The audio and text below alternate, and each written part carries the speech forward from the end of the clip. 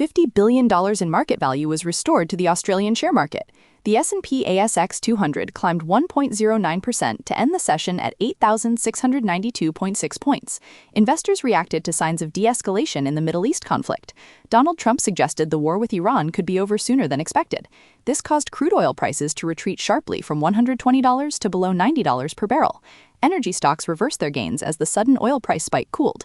The S&P/ASX 200 Energy Index dropped 2.91% because of retreating crude prices. WDS fell 4.8% and STO dropped 3.6% as energy shares led the day's losses.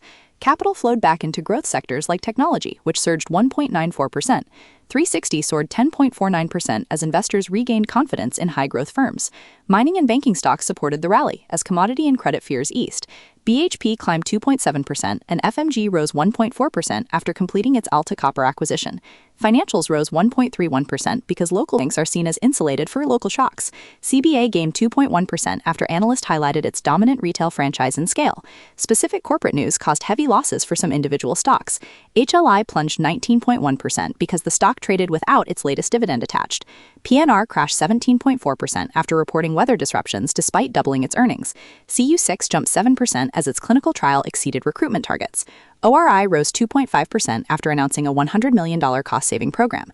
The market recovery remains shadowed by persistent domestic price pressures. Consumer inflation expectations jumped to 6.1% due to recent fuel and fertilizer hikes.